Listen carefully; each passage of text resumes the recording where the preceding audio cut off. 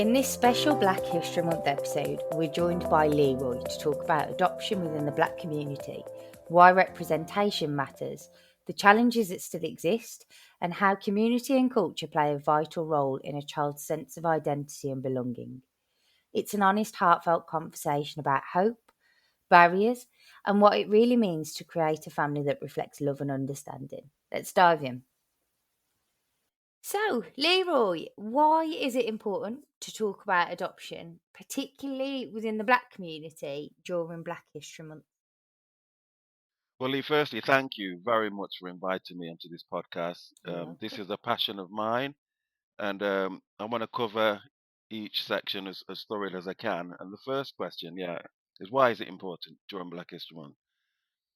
There's an issue around racial disparities. Black children are often overrepresented in the foster care system and face lower odds of being adopted compared to their peers, highlighting systemic issues in the adoption process. Right. I mean, I can elaborate on that, but I think it kind of captures the essence of what is happening. There's a cultural identity issue in terms of understanding and embracing the cultural identity of adopted children is crucial for their sense of belonging and self-worth. This is Mm. particularly important for Black children who may face challenges in finding adopted families that reflect their cultural heritage. And I can expand on that in the sense of what they may face growing up as a Okay. young Black child and where that support may come from. And more recently, we went to watch a sort of Mother Hubbard, Michelle Hubbard, who did an adoption kind of production, which some of us from our agency went to watch. She's a dual heritage woman Mm. who was adopted by an all-white family, Okay. and she gave us a perspective of what it was like for her being adopted in an all-white family growing up with, curly afro hair, um, toned skin, and the question she had to answer to her peers in school. Well, who were they? Who were they picking you up at the Oh, gate? And in some cases, is that your grandparents or are that your friend's family? right. But never did they think that actually that was her parents. There's an historical context. Black History Month provides an opportunity to reflect on the historical context of adoption and the ongoing efforts to address racial disparities in the adoption system, promoting inclusivity and representation. And then there's a support and advocacy. Engaging in discussions about adoption can foster a supportive environment for Black families and individuals considering adoption, encouraging them to explore their options and overcoming barriers. I believe by addressing these issues, we can work towards a more inclusive and equitable adoption system that benefits all children regardless of their background. That'd be beautiful. That's the dream, isn't it, Leroy? That is the dream. That is the dream. And I think it's achievable. Yeah. Can you share any statistics or context around how long Black children tend to wait in the adoption system compared to children of other backgrounds? Because you mentioned that they do. Yeah. So here's some statistics I've gathered recently Okay.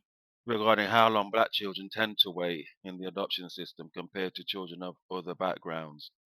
Black children make up 7% of all looked after children in the UK, but they often wait longer for permanent placements compared to their white peers.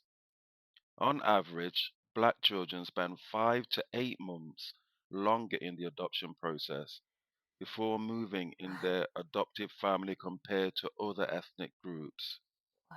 Black children are disproportionately represented in the care system, which can affect their likelihood of being adopted. So those statistics are quite stark, Yeah. and whichever way you slice the cake, um, there's going to be a large proportion of Black children that are going to be in the care sector longer just because of the color of their skin. Now, the issue that goes further is about the need for more Black adopters, Mm. and we'll cover that later on in this discussion. But that's the stark reality that Black children are not being picked up early enough in the care sector, and it's harder to place older children, sorry, um, than say toddlers, for Mm. example, as we all know. Yeah. As the child gets older, um, it becomes harder to place. 5 to 8 months is, such a long time in a child's life. It is. The changes, them needing a sense of stability, Yep. that's really landed quite heavy. That has Yeah. And actually. and also, are those children who are in the care sector, Mm. and say the fostering element or temporary foster care, are they in homes that represent their own identity? Um, I'm not saying that those homes don't provide a loving environment, but is it stable? No, because they normally know, well, we're not here for a long period of time, Yeah, and we're up for adoption, and when is that going to be? So instability can really cause upset and unsettlement. absolutely. You just mentioned, Leroy, about needing more black adopters to kind of try and address this as much as we can. What do you think the barriers are preventing more black individuals or couples from coming forward to adopt? I think some of the key barriers, Lee, are as follows. Um, Indirect discrimination. So a bias culture in hiring and promotions, a promoting process that affects chances of being considered for positions. So if you've got the black community or in employment, but actually Mm.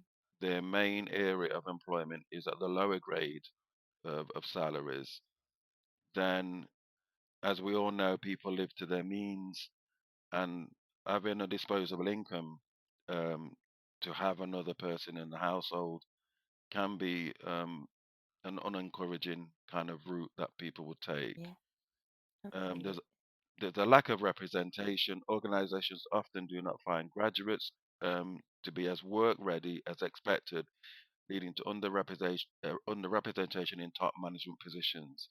That's been the Mm. norm for years. If you look at the higher management levels of organizations, Mm. you often will get one or two black people who are in those positions.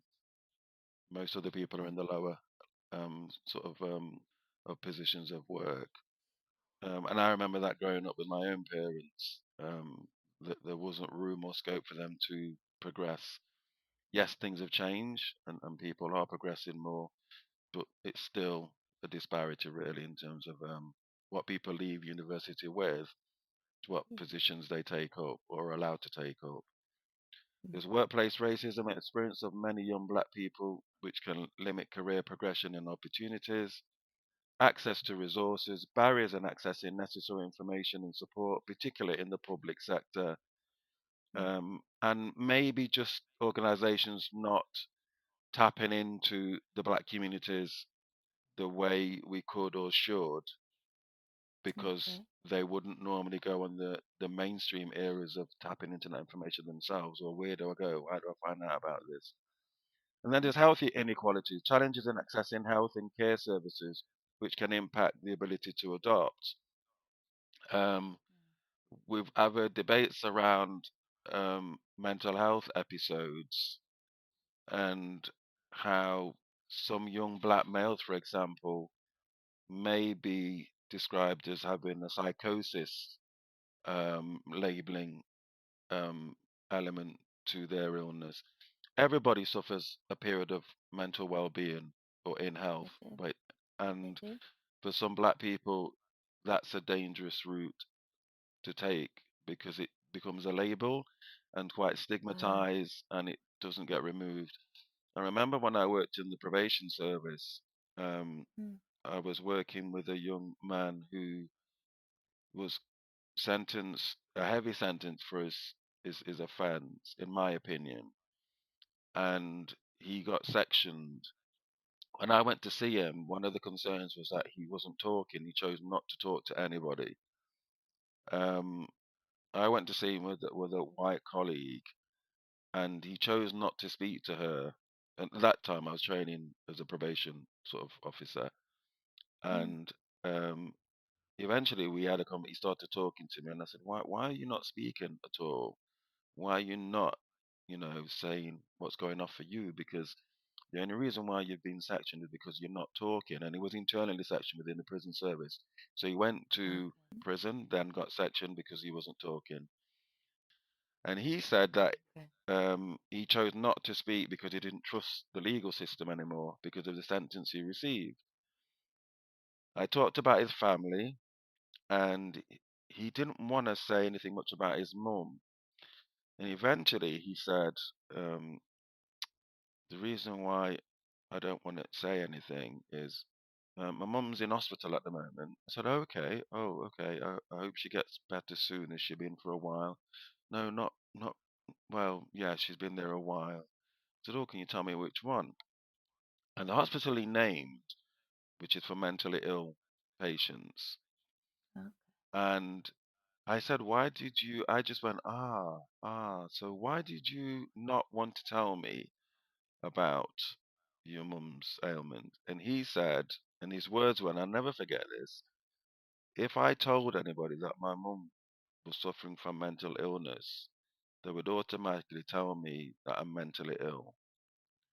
And that's what I never wanted to come out because I know I'm not mentally ill. I just chose not to speak to people because I didn't trust the system anymore. That's how much labeling Wow. can happen, but also the Mm, effects that happens on that individual. Um, absolutely. so yeah, it's about stigmatization really, and the health sector can prevent people from adopting because they had an episode, as we all do in life, but it Yeah. becomes a bit more stigmatizing for black people. Thank you, Leroy. It's, and difficult conversations, I think, in the sense of difficult to hear that that's still people's experience. Yeah, Um, yeah, absolutely. And I hear it, the jobs that I've done over the years. Um, yes, it's still shocking to a degree, but maybe not surprising, I guess is what I'd say. Because as a black male myself, I've experienced things in life that I would never expected to experience. Um, mm, but that can only make you stronger. But I think in the world of adoption, the questioning, which we have to do in terms of vetting prospective adopters, mm, can become a barrier for people in the sense of their own experiences of being questioned in the past for yeah. various different things, whether that be for a job, whether that be because you were stopped by the police and questioned, whether that be a health assessment because you don't feel very well and they're looking at a Mhm. mental concern. There's there's so many different strands to how you're questioned, but how that leaves you feeling. I, I can't imagine, um, being honest. Yeah, So I suppose it's about relationship building. Would that be fair to say? Is that a it would way of kind of navigating that barrier? absolutely, absolutely.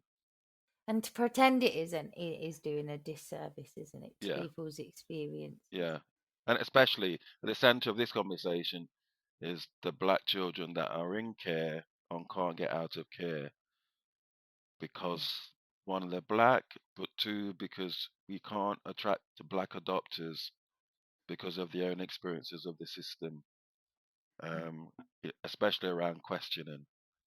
What talking about the children? What impact does it have on a black child's identity, well-being, to be raised by parents who share their racial or cultural background? So there's one thing called identity formation. Children from Hmm. black backgrounds often develop a strong sense of identity that reflects their race and culture, which can be shaped by their experiences and interactions with others. So, I still go to my mum's, for example, for sometimes Sunday dinner. There's something called Saturday soup. And I'm saying all these things, Hmm. and I'm hoping that in prospective black adopters will remember these things as well. And Saturday soup was because it was on a Saturday. There's certain Caribbean dishes like ackee and saltfish. There's fried dumpling. There's fried plantain. There's rice and peas. There's jerk chicken. There's mutton curry goat. There's certain foods that I grew up on, and I'm thinking, I need some of my mum's soul. And my mum's soul is through her cooking. Um, and that was part of my identity. I can go to my friends and talk about these things. We'll have a laugh and a joke. And there's a culture within the black community where you cook for the unforeseen guests. So there's always an extra pot of food for anybody that walks through the door. They will get fed. There's always that Wow. extra. So there's little things that we can keep going as a culture, but can easily be eradicated if that culture Yeah. isn't passed down. Mm. Um, the social relationships, race and culture influences how our children perceive themselves and others, affecting their social interactions and relationships. I mentioned Michelle, who did the play, and how her social interaction with her peers was back then.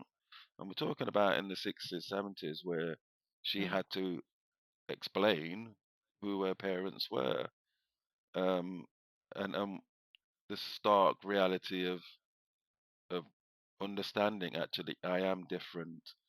The other thing around it is internalized racism. Children may internalize negative stereotypes and biases, which can lead to feelings of worthlessness and emotional distress.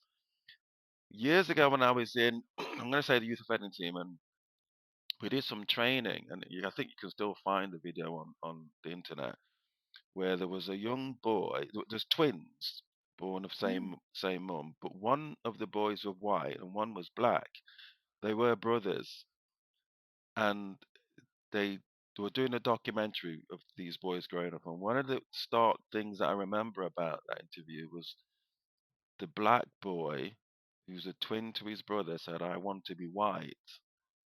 And Oh, they said, "Why do you want to be white?" And this is internalized racism that's going on. He said, "Because white people are better because they don't get called names."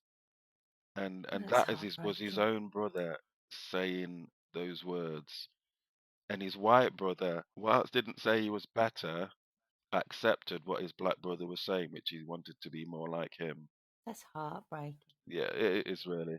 Then there's a health and well-being element. Racism can have detrimental effects on children's health and well-being, and it is a social determinant of health that can lead to various negative outcomes. And that is when I talked earlier about the mental health and well-being, it's important that we enable our children to cope with what's going to come to them further down the line as they grow. And support and empowerment, which is crucial for carers or caregivers and educators to understand and address these issues to support the emotional and social development of black children. Mm. All these factors, Lee, highlight the importance of addressing the unique challenges faced by black children in their identity and their well-being. And I think those two things, identity and well-being, have to marry up. Yeah. We can try and incorporate identity as much as we can, but we've got to do it with a well-being outcome. So, what role, Leroy, do you think that community organisations, churches, and grassroots movements play in supporting adoption within the black community? Well, I think they play an immense role. Um, Hmm. Empowering communities, they foster collective power and direct action, allowing communities to identify their needs and advocate for change. Um, it's working from the bottom up, isn't it, as opposed to the top down. Yeah. We need to empower communities to have a voice. Um, Advocating for rights, these organizations promote health, equity, and address service gaps, ensuring that the voices of most marginalized are heard and prioritized. Sadly, the funding, when I grew up, we had a youth club in every area of the city. Yeah. As an identity of a young person growing up. This is not even with a race element. This is just about young people coming together and having a good time. There's not even Hmm. that. The streets have become the youth clubs of today, sadly, and the postcodes. determine whether you belong to that youth club or you don't belong to that youth club. It's quite sad. Um, Yes. Building support networks, they create platforms for dialogue and collaboration, enabling communities to mobilize support and resources effectively. And collaboration with authorities, that's massive. They often work Mm. alongside local governments to ensure that resources are used effectively and that community needs are met. This is an important one in that, you know, it's working together with the local councils, local authorities, as opposed to working apart. Mhm. Because at each area, there needs to be a voice of the community, whether that be through voluntary adoption agencies like ourselves or through the council. But we need to be in a collaboration and actually saying the same message. Yes, we all want adopters to come to our agency, whoever we work for, whether that be the council or another adoption agency or our adoption agency, because we Mhm. believe that we can offer the best service. Yeah. But everybody can offer the best service to black adopters if they collaborate with how they're engaging the black community. Um, and that to me is a biggie in the sense of, does it work? Will it work? Can it work? I believe it Mhm. can work to a degree, but people need to sit down and talk in a collaborative way and an honest way. Mhm. Things like, oh, we've placed so many children and so, well, did you? Because nationally there's a problem with Yeah. um, adoption, and even more so with black adopters being encouraged to Absolutely. adopt. I was at Nottingham Carnival this year, and I was next to a food stall, and I must say that the food was really nice that I had. Nice little shout out there, It was, Leroy. it was, it was, it was. But when I gave a leaflet to one of the people who were cooking the food, and he Mm. told me um his experience because he tried to adopt because one he was ex-military. He had a five-bed house, and he was a qualified nurse. And I don't know the ins and outs of it, but what one of the things that he said to me was Mhm. that the way I was questioned, I would never want to put myself through that again because it made me feel so uncomfortable. It was as if I wasn't believed in what I was saying I can offer a child. Yeah. So that was only this year, this summer, when, a few months ago, when that was said to me. So the questioning is a big thing, Mhm. how people are engaged, how people are spoken to. Yeah. But I hope, you know, this conversation has pricked a few ears to say, let me find out a bit more about adoption, whether that be white or black. You know, we're happy with who, but yes, we're wanting more black adopters to come through. It's Black History Month. This is why I'm doing this podcast with Lee, in the hope that people can further ask questions and make contact.